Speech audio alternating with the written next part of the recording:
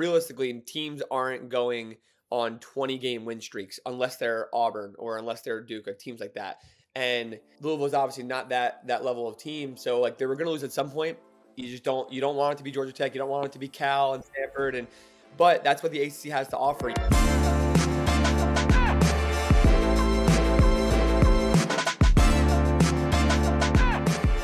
Roman, one of the things that we are trying to do as a show is be cognizant of people who know what they're talking about. And Yes. somebody who stood out to us on social channels for a while now is Ryan Hammond. So we figured, why not get him on the show, talk about what got him into kind of being a metrics guru, if you will. I don't know if that's what you'd refer to yourself as, but Ryan Hammer, welcome to the show. So Ryan, for people who don't know, has amassed looks like nearly 100,000 followers on Instagram. We're not big TikTokers. Do you have a big following on TikTok? Yeah. First of all, appreciate you having me. It's good to be Yeah. here. I like connecting with all the Louisville fans this year because obviously there's more excitement, and I've been talking about them a decent amount. But yeah, TikTok is actually where I started originally. I don't know what I'm at on TikTok, but it's much easier to grow on there than Instagram or anywhere else. So Definitely, definitely. So yeah, we'll get into social channels and followings and everything as we get down the road. But Ryan, tell us how how you got involved with this. What piqued your interest in college basketball in general, and what you're all about. sure. Yeah, it's a loaded question. I can answer so many ways.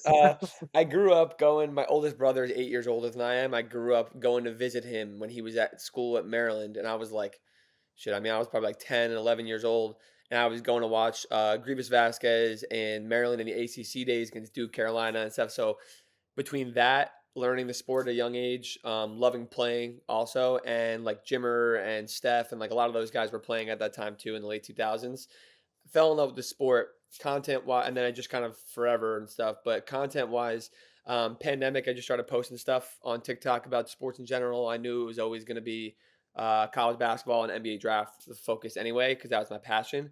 I think it was the 2021 tournament when Baylor won, is when my account just kind of took off a little bit on TikTok. That led to Instagram and Twitter and everything, and the quality and the thing has improved obviously a ton over time. And been trying to learn honestly, and just learn more about the industry and what it takes to survive in it and make a name for myself. So Definitely. I think my first question, I think a lot of fans would have this question as well. You're pretty neutral as far as conference affiliations, team affiliations. Do you have a team that you root for? I am a Maryland fan. Like I grew up Okay. watching them. Like I'm from New Jersey, so there's no like growing up. Rutgers is not a big thing, and Seton Hall, like and whatever. Like people care a little bit more now for different reasons, but it's not like a massive thing. There's a lot of pro sports teams in the area, also a lot of different things going on. So Maryland, I've grew up Maryland fan. That's my go-to. I have grown liking for more certain programs and coaches and stuff over the years, but I don't like it's. I honestly feel very unbiased. The most I ever have this year, which is honestly great. It's good for my mental health. Yeah, I was gonna say, as a Maryland fan, if that's if you put every team in the country out there, right, that feels like the team that you'd at least be pulling for the most. Yeah, This is a great season to be a Maryland fan. It feels like so. I hope it. We'll see. Yeah, we have a kinship a little bit though. As Maryland, Louisville kind of took Maryland's place in the ACC essentially, Yeah, more or less, right? So there you go. We have a little bit of a connection, yeah. but yeah, the one thing I really jump into from your social channels is the Trapezoid of Excellence, right? So that's been kind of a calling card for you the last few years. So for somebody who has never heard of you or follows you or anything of that nature, explain what that is and why that's significant. Yeah, the trapezoid, it's taken a mold and like a liking from people more than I ever anticipated. And honestly, I like not it's not annoying. It's good to have the attention and stuff, but it's a lot. I just do a lot of data chart studies and a lot of data studies, and I use charts for visualizations to help myself, but to help everybody. It's much easier to understand numbers when you look at every team in the country and you see Louisville's up here and whoever like Boston College is down here, and you're like, great, I can Mhm. tell if that team is better at this than that team. So I try to make things easy to digest. So I was looking at a chart about pace and then just overall performance rating. I guess last year, honestly, and I didn't call it the shape originally. I just said like, oh, and I just started looking into the past champions and teams that succeed in March to see where they landed on past graphs. And it ended up becoming a trapezoid shape because the theory is that the faster or slower that you play, the better you have to be at doing that to be able to win at the highest level in the NCAA tournament, and in this sport. And realistically, the most well suited team to win is someone who's adaptable, right? Like 99% of the Mhm. time, outside of teams like 2019 UVA that played at astronomically good levels for compared to everyone else in the country that year, majority of champions will be somewhere in the middle on pace where they can play fast, they can play slow. The style is not going to affect them, and they don't rely on one style. And they have to do it at a high rating. So I think I said it in a video one time, like I was like, "Oh, like we'll call this the Trapezoid of Excellence because these are the teams that win. Like this is what it is historically." And I don't know, people just they took it. So I love it. I love it. As far as metrics go, they're important, right? And they can tell us a ton. How much does the eye test go into, like, if you're sitting down and filling out your bracket, second or third week of March, and trying to establish who's going to win a game, one versus the other, they're very close, right? mhm. How much does the eye test come into play, and how important is that overall? Is there anything that we can learn from that? Yeah, I tell everyone every year, like I give a lot of informational videos to help people out. Don't rely on Mhm. one video and don't rely on Right. like stats alone. At the same time, I wish I relied more on it because I am a very like I'm an emotional person. Like people don't know that about me. Very invested in things, and I will like ride or die for certain teams and stuff like that. And I sometimes I go with my heart too much. I think, and because I preach so much about numbers and stuff, maybe I should just rely on that completely. There has to be a balance, and I don't think March Madness is fun and filling out a bracket is enjoyable without going with some of your heart and like what you want and not just like what you genuinely think and what numbers say. um, it's a balance for everybody because I just take it as like you can't go into a March Madness bracket group expecting to win. Like it's you can't. You just no matter how much you think you know, whatever, you just can't. So I like to go with my gut and eye test a decent amount, but I think it's fair. There are teams in the country that metrics like or people like in general, and you watch, or like I just don't see it. So just trust your gut. Do you, Ryan? I wanted to ask you something. Do you have your own set of metrics that you go based on like a other algorithms or anything that you do? I'm sure you have your own kind of rankings of teams, right? You have your own, Yeah. Hammer's top 25, right? Yeah, I do a power 30 every week. It's the power 30 is not necessarily my opinionated here, the number 1 through 30 teams in the country, because I don't know, I'm not gonna call certain teams out. I don't really know, but I it's based on resumes also, and if teams are winning, right? Like Louisville, like lost to Georgia Tech. I still think that they're a top 25 team in the country. I still might have them at 30 or 31 or 32 this week. It's a not a political game. I'm not going to say that, Yeah, but I'm just being careful because I know what I'm posting and the influence of it sometimes. But um, I don't use specific algorithms that I keep private. Everything that I post is you basically what I use for the most part. There are some things underlying that I won't post about because they don't need it's like too in depth to go into. yeah, Yeah, or it's just like there's just I just post so much during the month of March. I'm like people don't need to see more of me, so that's okay. yeah, I feel that. Get that completely. Is there, we are big Ken Palm people, Mm. and then Evan Maikawa we love as well. Is there any sites that stand out to you that you feel like their metrics can tell you more about success in March than another? Um, it's tough. There's a lot of different metrics out there. Evan does a great job. Evan's site is great because I think he has very unique stats and metrics on there that people don't see anywhere else. Mhm. Um, Ken Palm does too, but like height and experience, which is important. But Evans is more performance related of like lineups and most indispensable players and like projected shooters and things like that. And I think that stuff is more valuable, at least when you're looking at trying to like actually make picks and look at team brackets and stuff like that. It's tough. I don't think any one site does everything, but Evans is the most unique, I'd say. His is good. Ken Pump stats are important.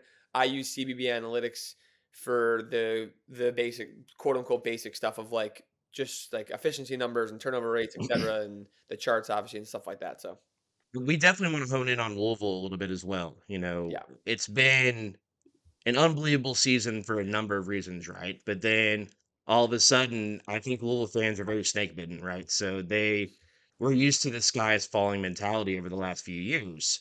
And so then you reel off an unexpected 10-game winning streak, and you're expecting to continue pushing that outlet, and then you just fall flat on your face in the second half against, honestly, a not very good Georgia Tech team. Mm. And so my question to you would be, where does that fall into play? Like, there's been outliers in every season.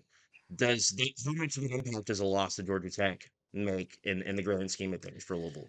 Yeah, you don't like to see it. I'll say like any team in a decent conference, even if the ACC is not great this year, any team in the top 8, honestly, really any team in the country for the most part, even like McNeese State lost yesterday, they probably shouldn't have lost at Nichols. Like every team in the country that goes on crazy win streaks, they're gonna lose at some point. Like no team, it has happened in years past, like they whatever, but realistically, teams aren't going on 20-game win streaks unless they're Auburn or unless they're Duke or teams like that. And Louisville's obviously not that level of team, so like they were gonna lose at some point. You don't want it to be Georgia Tech. You don't want it to be Cal and Stanford, but that's what the ACC has to offer. You can't pick and choose your schedule, and like you said, like I don't, as a fan, I wouldn't be worried of like, oh my god, like we're not as good as I thought we were. It's a game. It happens. Iowa State lost to Kansas State. Like shit happens. It happens all the time. Um, the reason why I would worry about it is because of the resume and seeding and stuff like that. Where Louisville, I think I had them as like a 5 seed last week, where you lose games like to Georgia Tech, and if you lose another one to Cal or Stanford and BC of those teams, then you're pushing into you're like no, but then you're pushing into 7 or 8 seed, and then if you lose a tough one against Clemson or Carolina, and then you might push into 8 or 9 seed. Like that's what sucks about the ACC is that even Yeah, if they don't deserve to be battered down that much. Like any loss that's not Duke, or then maybe at like a couple like pick Clemson, Wake, Carolina, that maybe was SMU. that was going to be my next question. Was how bad do you think the state of the ACC can impact seeding right now when it comes to those lower seed It's teams? And tough. it's It's tough. Like that honestly blows, and it's not really super fair because Louisville's done so well. I haven't seen their updated metrics today after the loss. I am interested. I don't think it's the end of the world for them, but it's obviously not ideal. Like it probably think of it as like every bad loss drops them a seed line or two, like or probably a seed mhm. line unless it's like a BC, like really really bad. So yeah, So Ryan, you're pretty, you follow the ACC, you follow all of these conferences. I'm pretty sure in depth, but you have to look into the ACC pretty in depth as well with the current state it's in, and then Duke being such a, what trying to understand what that gap is from the rest, right? yeah. How do you feel about that gap? And do you think there's like a path to there being 4 potential ACC teams in March? The latter question for sure. Duke's obviously a lock. Louisville is going to be in the tournament. Clemson will be in the tournament, and then think between Carolina, Wake, and SMU, at least one of them gets in. I think that's pretty realistic and probably the bar. Like 4 even is the bar, and then under over that is kind of depending on how the rest of the games go. And like teams like Carolina keep losing, like they ain't gonna get in. Um, Yeah, but might make it easier for a Waker and SMU then at that point. yeah, exactly. But I think the gap is massive at the top. I think Duke is. Statistically, everything will tell you Duke and Auburn are playing 2 of the best seasons in college basketball history, both of them at the same time. I genuinely believe that with Duke. I believe that all year. They're getting better. They're athletic. They're improving. They're Yeah, talented. They have good coaching, good system. Like, everything about Duke screams like championship level team, kick Final everyone's Four ass. for sure kind of team. Yeah, It almost feels honestly like Gonzaga in like I guess I don't know how long, 6, 7 years ago, 5 years ago. It's like they feel like a Mhm. Gonzaga team. The ACC now is better than the WCC was in those years and those seasons, yeah. but it's the idea of like you can't lose any of these games, and you're not going to lose any of these games. So, And they're well put together to play any kind of team type of roster. So yeah, and they'll be fine in March because like teams that play in weak conferences end up not being able to win national titles. That's kind of been proven. But they play enough teams. Like we mentioned, there's like 6 decent teams in the ACC, including them. So like you're gonna have tough games. And when you host, even if it is home, when you play Carolina in your rivalry game and you could have won that game by 90. Like that says a lot. So my question then would be, what's the next step as we go into next season and seasons to follow? What's the next step for the ACC? How do they get back to their kind of, a lot of fans would say their rightful place of being one of the top two, Yeah. three conferences in the nation? Yeah, I think it takes programs like Louisville taking their step back up.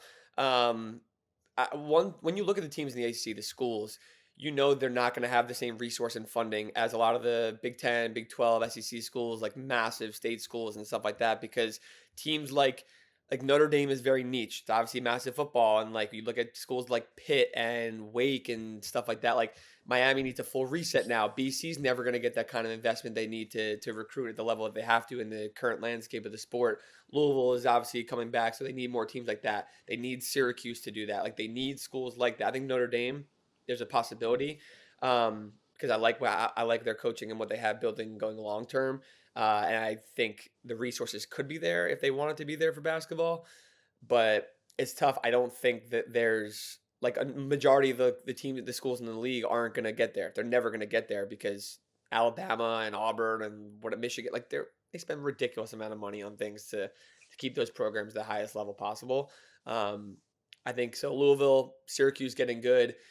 Get like Will Wade to Miami and let him turn that program around, and like in one of the other programs, and like I think that's what does it, because Clemson, Wake, like a lot of the same schools have been good for the most part. So Yeah, it feels like coaching hires has been, something that's really kind of driven the conference and the onward trajectory that it's taking.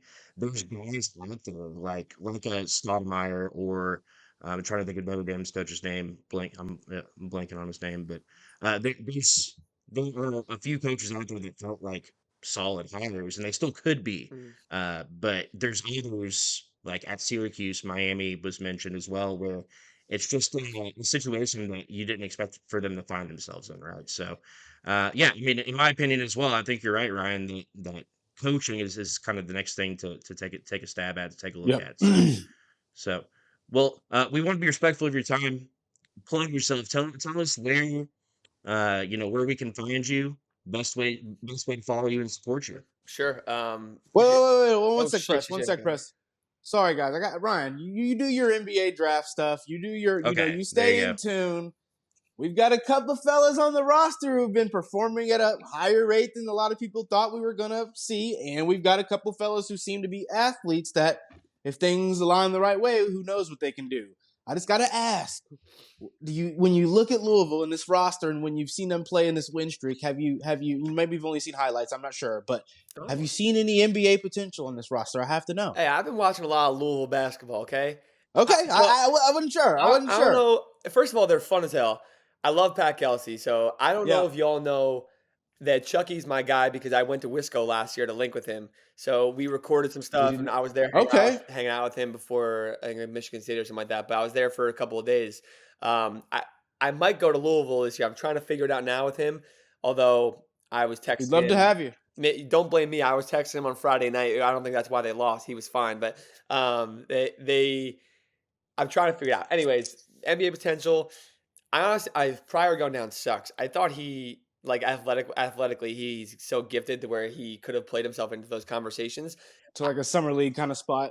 I think Chucky has potential, especially the offensive showcase he's been showing this year. You see a lot of guys. Think about like Ray J. Dennis at Baylor last year, and a lot of those older college guards that just like take a second to get to their full ceiling. They get two-way opportunities. They get summer league opportunities and stuff. And I think Chucky could be one of those guys that turns that into a pro opportunity for sure. And call me crazy. Like if you told me in 2 years Rain Smith had 30 points in a G League game, I'd be like, yep, that sounds about right. I wouldn't be think it's G surprised League, at though. all. I would not Mhm. be surprised. Yeah, think for it's G sure. League, I wouldn't so be surprised at all. I'd go with that route. And like I didn't really mention like Terrence and a couple of the guys and Javon and stuff, but man, Rain is crazy. He's I've never unreal. seen shooters like him and like Kobe Brea and like they're in an upper echelon of shooters I've never seen before. He shoots The like more 2 attempts they get, the more attempts they get, the better they get. That's when they're like scary elite right there. There's something about in like him mentally or something like that Not phased by misses. Yeah, they're kind of weirdos. Like I love it. Pat, it's, I imagine Kelsey probably if Rain Smith like shoots from like the parking lot and like airballs, he's like, you better shoot that 3 more times in a keep row. shooting it. Yeah. Keep shooting it. For sure. Yeah. For sure. Had to ask there because, I know you pay attention. I'm sure you've got a list of guys that, are Yeah, for sure. you think they're in this range of this and Mhm. could be in this area. Do you have any I know this is a little bit on not really Louisville Oh related. yeah, it's okay. Any kind of like, are you in that dark horse yet mindset about some teams? Like, do you have some teams that you think are way better than the media or the masses are thinking? Yeah, I always get trapped in the same, like, I love mid-major ball, I love non-power teams, like, I get trapped in that. That's, like, the heart thing I was telling about. Um, Fuck, I still think New Mexico is incredible. I think they're much better. Going into last night, their game at Utah State, they won they by like 20. Like they dismantled them to own the Mountain West. I think they're better than last year. I think they're more organized. They're more disciplined and experienced from that loss. Like they were so hot in March last year, and then they just Mhm. had like kind of like you mentioned about second half yesterday for you. They just fell flat against Clemson, who to be fair was playing their best ball and got to the Elite Eight. So like there's two Yeah. sides to that. I think New Mexico is one of those teams for sure. I was saying Maryland and Texas Tech a week ago, but now I think they're both getting the love that they deserve, especially Texas Mhm. Tech after yesterday. Yeah, Yeah. for sure. So I can't really say that, but I still think that they're awesome. Not honestly, not really. There are some mid majors like I like the Big West teams: UC San Diego, UC Irvine. I think McNeese is good. I think Bradley's really good in the MVC. But for the most part, like the big schools, I think are getting judged fairly outside of what I mentioned. All right, one last question before I've gotten I love my it. Food, outlook. yeah. Give me your, if you've got them, if not, or even if you just got one or two names. I was going to ask top three for your coach of the year, and do you think there's a chance Pat Kelsey and Shire? How do you feel about the ACC coach of the year? Um, so it, Obviously, there's enough time left for things to no, change, right, right. but I if things ended today, a week type of ago a I said Kelsey. Today I probably say he's. Oh, it's tough. Kelsey, Shire, Pope. Not God. Pope is still up there but he probably won't win it either. I think Rick Pitino is probably starting to rise up and be, which is I just yeah. realized I said that. This is a Louisville. I just realized No, that. I get it. I understand it. You're not wrong. I No, hate to he's hear it, but you're not wrong. right. Are you guys anti Rick Pitino, right? As of the last few months, Because of the Kentucky stuff. yeah, It's so not my weird. cup of tea. It's not my cup of tea, man. It's You you weird. Yeah. you're you have a coach. You're a coach of a team right now. Just be the coach of that team. That should be all you're worried about, He's got a at lot. least publicly. He's got a lot of But affiliations. He might be a bigger New Mexico yeah, fan and Kentucky he's such a fan. big person in this industry that at this you can't even you really do understand it Yeah. to a degree. Um, Why, like how it's happening, not why. yeah. I think Shire will end up winning Coach of the Year because like they're probably going to go undefeated or like maybe lose a game in ACC play, and then they're going to be like, all right, like no matter how good Louisville was and Kelsey or like we have to give the Shire. They just dismantled everybody. And then at Um, that point, you got to give him ACC coach of the year too. The ACC is not going to. yeah, yeah. No, I think I would honestly. Who would I vote for as of today? I would still vote for Kelsey for now if they end up getting into like if they're as long as they're top like 6-5 seed territory come March, I would say that no matter how the tournament goes, obviously, I would say that constitute for him for coach of the year. Pope is up there. I think Shire is really close, and Patino is probably my second right now, and then Shire right behind. So Okay, cool. Thank you. I appreciate I that. love that. Yeah, I think that an underrated behind the scenes thing as well. Kenny Klein maybe back to SID of the year as well. So I don't know if you know about this, Ryan, but Kenny Klein was Louisville's SID from the time that he was, younger than Roman. mhm. And recently retired. Rick Pitino brought him up just for like a week, and then St. John's started blowing people out, and they've not stopped winning. Yeah. And so Pitino was like, "Kenny, you're just staying here. This is your home." I'm So not surprised. Hey, out here on the East Coast, I'm close to Yeah. I'm like a train ride away from there, like an hour, but I don't know, maybe it's something in the water, in the New York water. gotta be what it is, and never discount UConn as well. I know Yeah. dismantled the number 9 team in the country yesterday, so it's not like Yeah. another Northeast team. You don't seem super sold on that, but I don't know. I um, just I don't know, I have no idea what to think. I feel like the Big East is either everyone's missing the boat of the Big East. It's either three teams, UConn, Marquette, and St. John's are good and they just have had a couple losses, or I feel like the Big East is just not good. And I don't know. I go all over the place because Creighton is also good and I don't know. Who knows? yeah, Big East historically has kind of beaten up on each other, and then come tournament time, their style of play is not conducive to making big runs in the NCAA tournament. Outside of one or two teams, right? So Yeah. they could get 6, maybe 5, 6 in, and then it's just one of those teams that ends up being Yeah. realistically really solid. So, anyways, no, Ryan, tell us where we can find you. If people like what they're hearing. Ryan is again one of the preeminent voices right now on social media, and we, you know, can't get enough of your content. I love watching it, and whether or not you tell us to, I'll definitely factor in some of the statistics you throw out there, I'm sure, come March. So tell us how we can find you. Yeah. If you search my name, Ryan Hammer, I'm on Instagram, TikTok, YouTube. I've started a lot more of, which I'm trying to do more and more of this year, and Twitter also. I search my name, it should come up. There's not many other people with my name, which is good. But yeah, I appreciate the support, the praise, and stuff like that, and having me on. It's always good to connect with the fan bases. Hopefully, I can make this work with the Louisville travel. Um, Yeah, it's up in the you air got right to now. So. come down and get some bourbon and enjoy the. Enjoy, I mean, there's no better place to watch a basketball game than the so. That's what I've been told. I've never even been to the state of Kentucky, so I hope I can swing it. So we'll see. Got to get you There you down go. here. I'm trying. I'm gonna try. Yeah, I'm gonna try. it's it will your expectations for are not what reality will be once you get here. That's what I'm saying I'll take that about as visiting a Louisville. good thing, and I definitely need to come. Yeah, Is what you're saying, not the other way around. Gotcha. Okay, you got to hit us up, and we'll make something work as well. We can link up and make it a sure, fun time. So, for sure. Ryan Hammer, thank you so much again for joining us. And we will be right back on the other side. Thank you again to Ryan Hammer for joining us. Again, a voice that many Louisville fans probably aren't familiar with. Me and Rome were just talking about this during the break because Louisville has kind of been so stinky for the last like 2 to 3 years. But this is a guy that's, I mean, he knows his stuff. And so when you just give him a follow on any socials, watch one of his videos, and I'm telling you, the way that he explains things, you'll be hooked on his content if you're Yeah, a great Louisville content basketball fan. creator. Really great content creator. Ruben, we were together yesterday watching Louisville lose its first game in like 45 days. You know, we're talking pre-Christmas. The last time the Louisville lost a basketball game, it had been since Kentucky, right? So Louisville lost to Kentucky, reels off 10 straight wins, Yep. all sorts of different ways, many in blowout fashion. But Georgia Tech, it felt like everything that could have gone wrong went wrong. Yeah.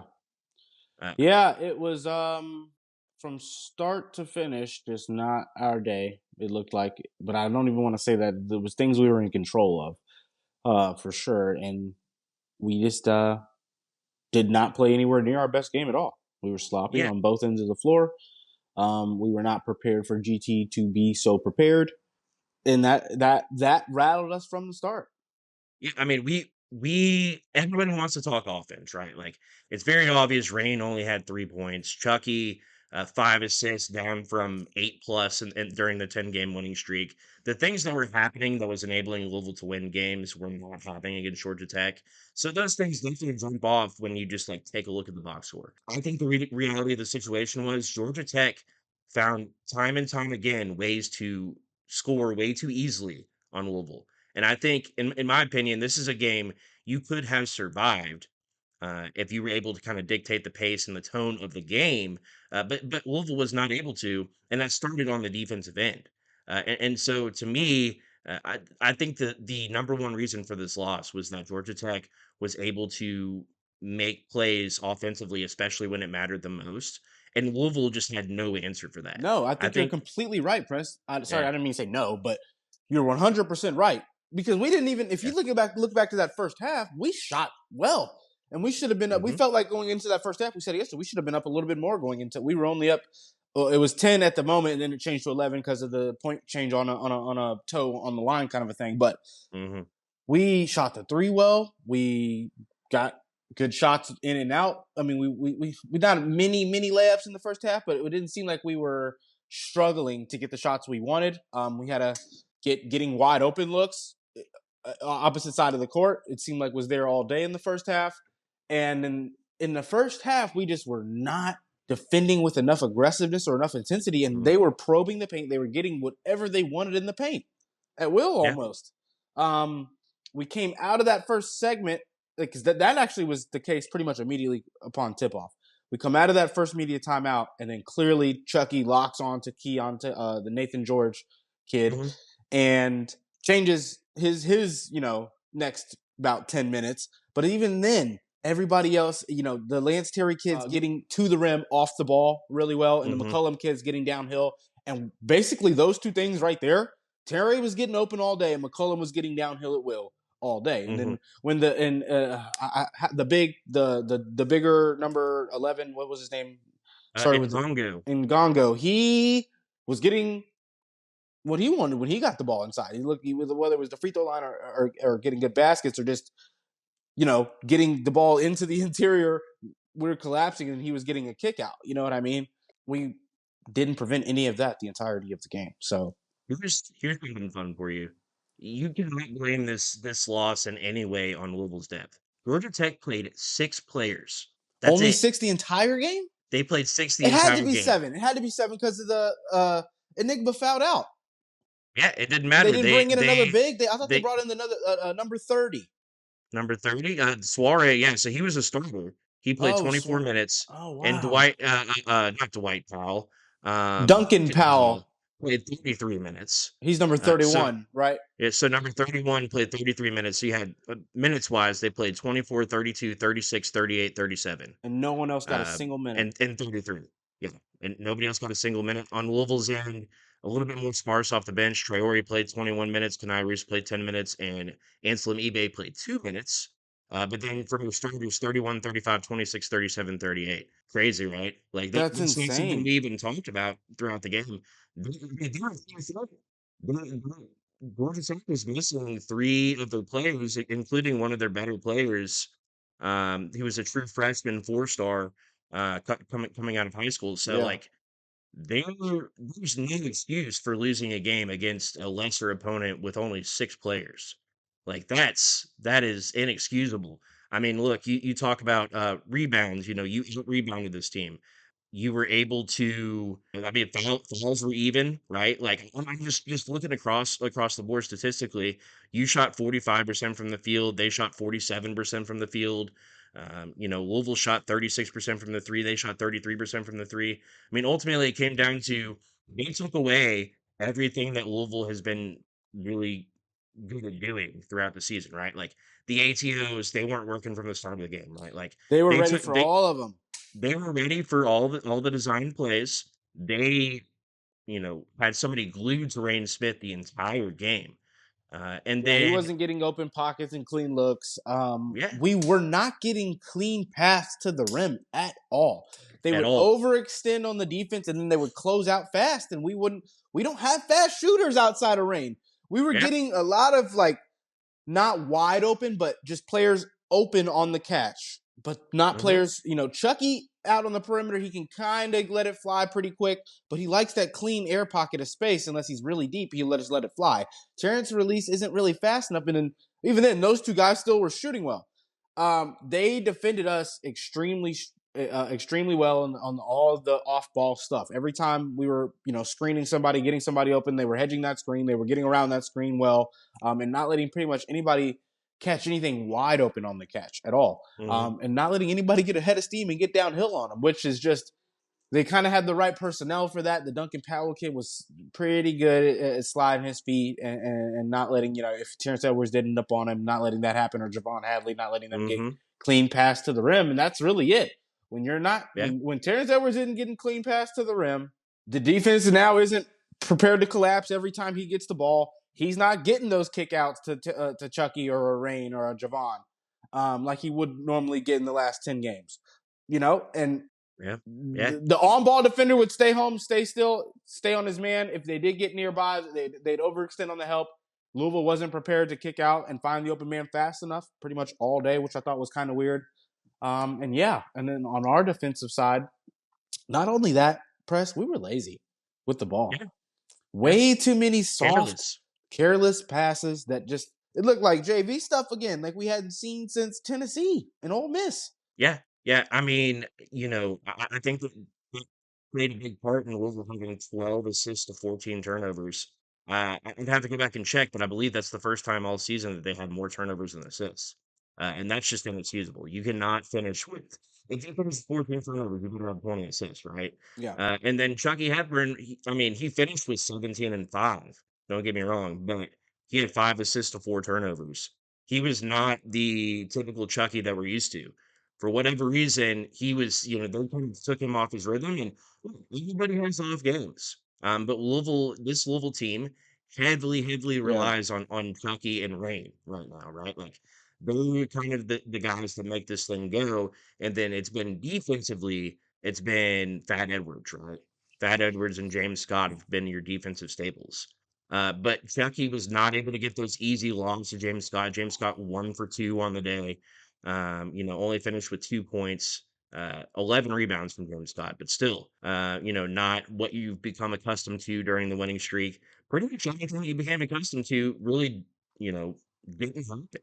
Javon Hartley had 16 points, but it was kind of a very workman-like 16 points, right? Like nothing really jumped off the page. When they tried to post him a lot, that didn't work.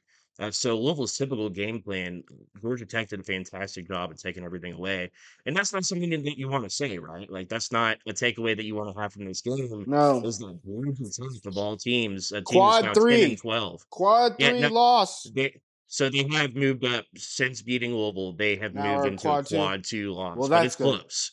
That's It's good. Yeah, close. are they going to stay there? Is that, Right. Right. I mean, you look at Georgia Tech's schedule. I mean, and look, this is stuff that you got to talk about when you talk about tournament resume. A quad 2 loss, on the road seems way more acceptable than a quad 3 loss. But they go to Clemson on Tuesday night. That's not looking good. That's gonna bump right back down to a quad 3 again. Then they go to Virginia. unless they upset again. Unless they Yeah. go shock the world again. I mean, look, maybe this is what really got the ball rolling for them. I mean, a team that only has 6 players against Clemson, like to me, that screams, blowout win for Clemson. I mean, outside of games against Louisville and Duke, Clemson's been really solid. I mean, you look at they're 18-4 on the season. You look at the ACC standings; they're 10-1 in conference. So again, I do apologize. They've not played Duke yet, but outside of a game against Louisville, Clemson's been great. 10-1 in conference. They are ahead of Louisville. Louisville's now 2 games back from Duke. So yeah, this is not. I mean, when now that you're in the conversation, it sucks to not be in the conversation to win the conference. And it turns to, like we said yesterday, it turns into it's all about getting that bye in the ACC tournament. You want to get that double bye in the ACC tournament, come in rested, and really get a chance to play. Like right now, if you look at it, Louisville will be a 3 seed, so they'd probably be playing the winner of like Pitt and Georgia Tech, Yep. like a game similar to them, right? And so they need that. They need to come in rested, and it needs to be, with the lack of depth that they have on this team, need to be well rested. So one thing that I would say as well, no Noah Waterman. We didn't talk about this at all yesterday, right? But that lack of depth and that lack of the ability to stretch the floor with your bigs really hurts you against Georgia Tech. You can't really put James Scott out on the perimeter and expect him to draw another defender. All that's doing is just allowing Georgia Tech to hurt. Ngogba and the Soiree and the muffin back kid, all three of them when they were on Javon or Kanai or James Scott, they Mhm, sagged off heavy. They sagged heavy, and Javon made him pay kind of in the first half. I feel like he mhm. made 2, I think, or maybe it was right at the start of the second half or something. But they sagged hard because they're not. The scouting report said these guys are not catch and shoot, quick shoot, good shooters. Yeah, yeah. So I mean, look, they've laid out the blueprint now on this is how you beat Louisville, right? Like, and we said even in the first half, I was like, look, this is concerning. Yeah, you're 8 by 11, but it felt like it didn't really matter because Louisville was just hitting I'd their say this is shots how well. you beat Louisville offensive. Like this is the offensive method you have to take to beat Louisville here. A lot of off-ball Yeah, movement, get them moving around, try to find mismatches, obviously, and you have to get into the interior on us clearly, which we knew was going to be the case before the season started, even yeah, before the injuries. That offensive performance press, I get you saying it started on the defensive end, and it did. The turnovers and the free throw shooting and the hmm ability to not counter good defense on your sets, yeah, yeah, forcing, either not good shots or good shots and not great shots. I feel like we didn't get a great shot all damn game. You know what I mean?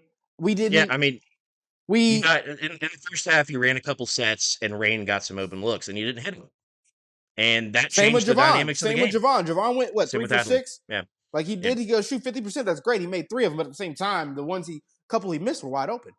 hmm Like yeah.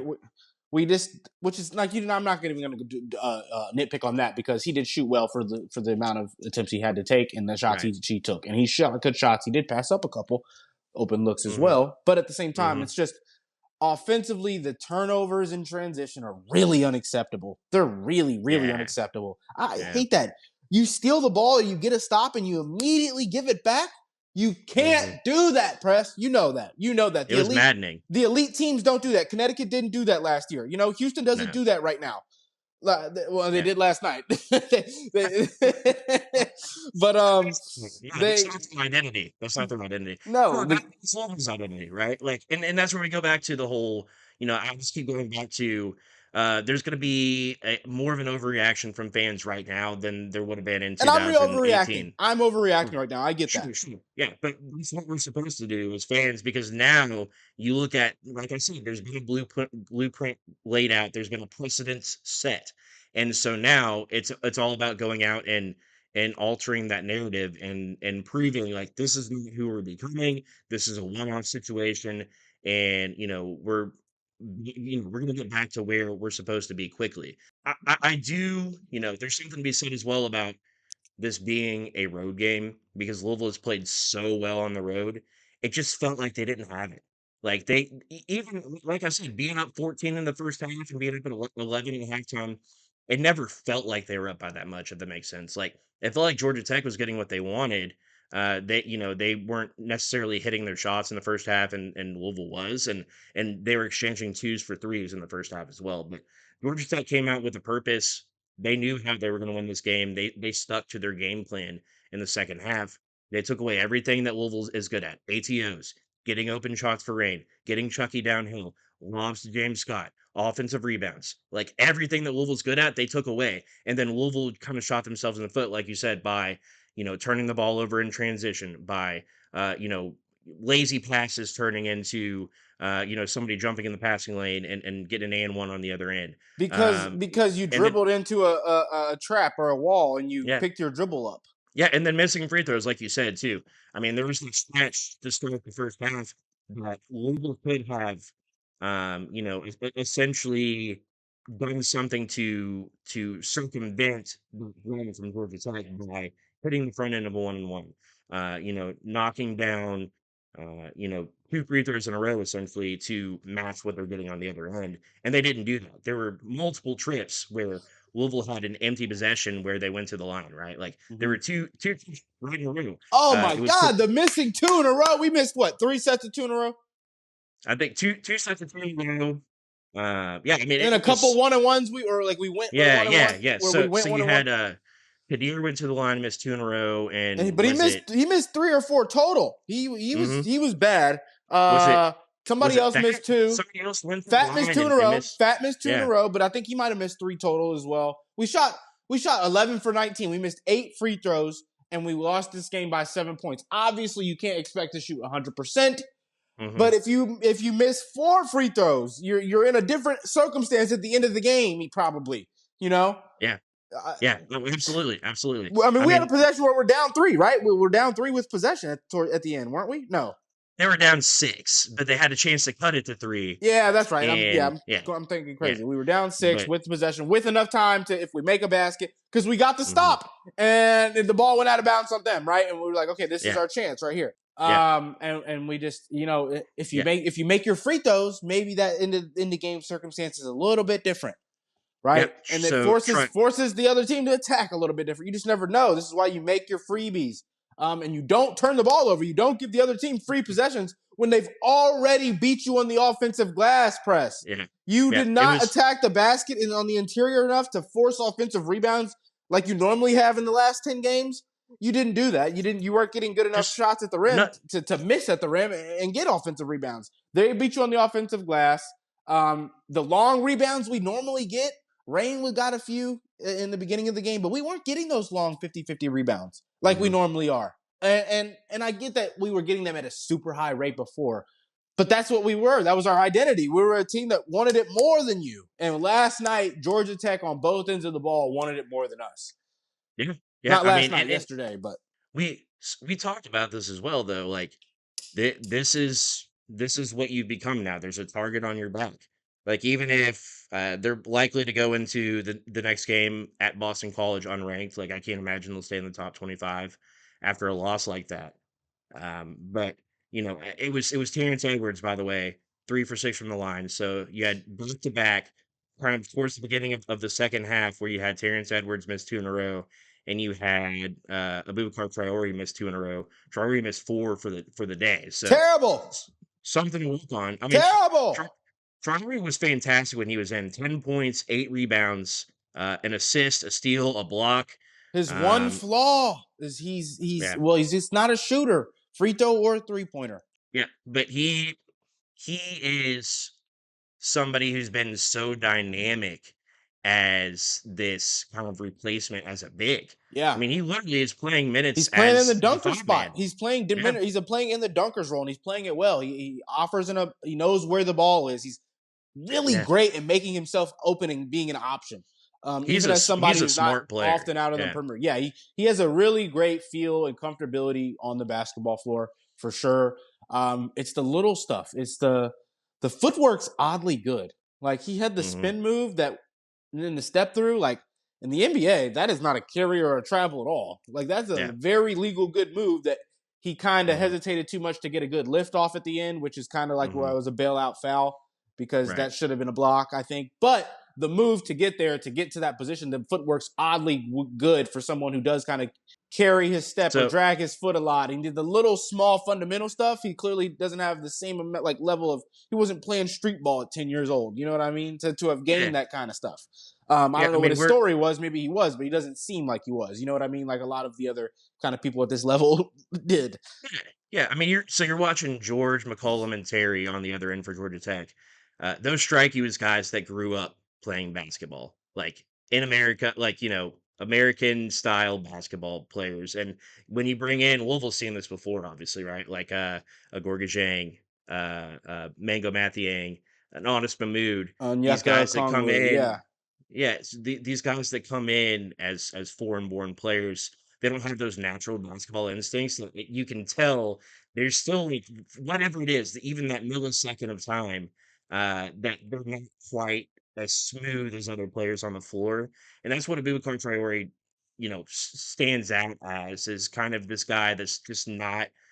He's not quite as polished as everybody around him, but his athleticism, his skill set as a whole is really solid. So I mean, he's a guy that is fascinating to watch, in my opinion. He's built kind of like Terry Rozier, but he jumps out of the freaking gym, man. Like he has that long, lanky build, but his length and athleticism is just second to none on this team. In my opinion, he's one of the more fun players to watch. But let's take this to Georgia Tech, and we'll jump really quick into Boston College so we can get out of here.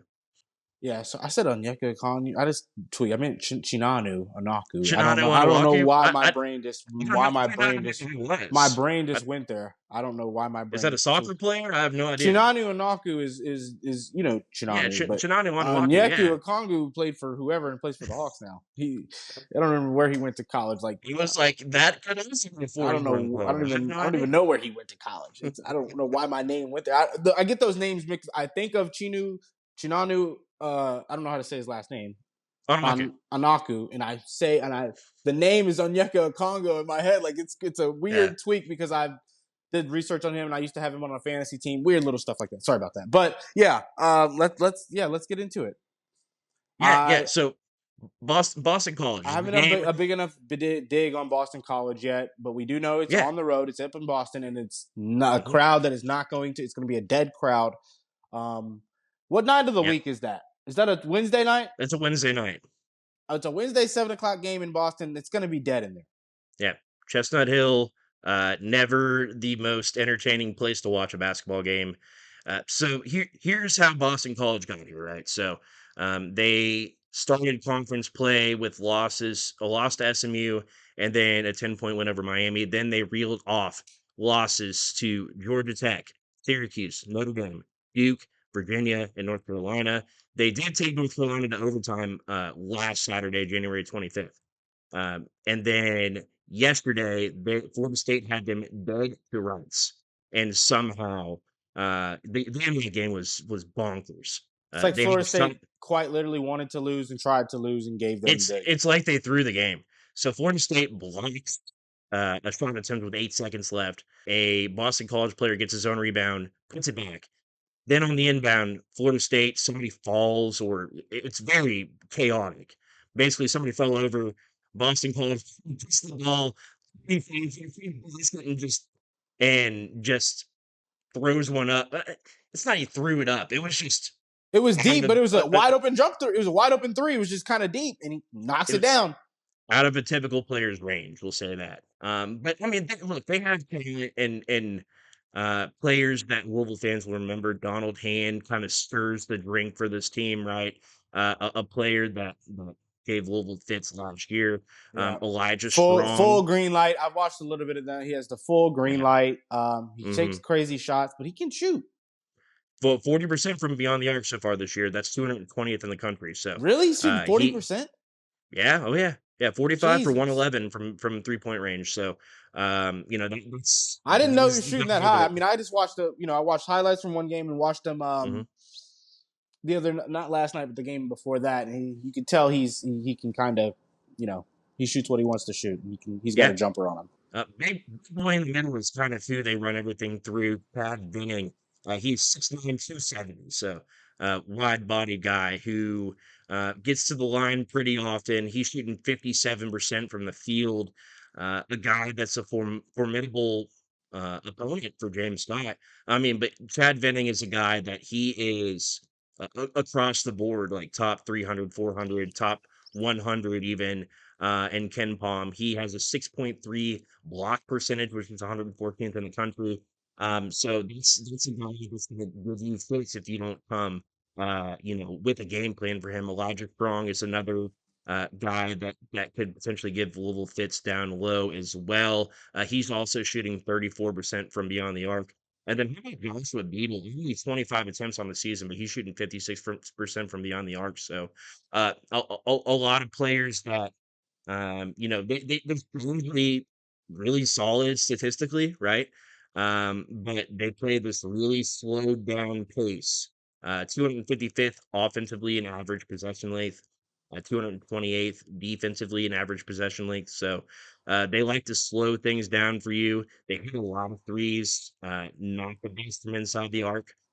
So that's Boston College's identity. This is a team that Louisville should beat again by 15, 20 points easily. But now there's a little bit of doubt creeping in, right? What does Louisville need to do to get back to their winning ways? What did they not do last game that they need to make sure that they do They against need to Boston? just get back to Louisville basketball. You you play aggressively on the defensive end. You don't allow the guards in the perimeter to probe the paint and get whatever they want in the interior. hmm And we had a lot of moments where we were overhelping players on screens, not fighting through screens hard, hmm letting Lance Terry get wide open. There's none of that. You have to play like Terrence Edwards and Chucky Hepburn defensively have to be better. They just have to be better. Javon Hadley has to stay out of foul trouble. That's one of the things there. James Scott got completely taken out of the game offensively. He got completely removed from the game offensively. He was hmm not active enough moving around. I don't think he was reacting well to countering well to where the ball was. When the ball would get hmm driven, he wouldn't move much like he's normally used to. Even if he moves over 2 feet, give himself another option to jump up and catch a lob in a better spot without his man being in a position to move it away. Little things like that he wasn't doing. But it's partially because Chucky wasn't getting into the paint with a live dribble like he's normally used to seeing, hmm right? Yeah, A lot of that has to just be better, press, and then don't turn the fucking ball over. You it, can't turn it's the ball over. Not like that.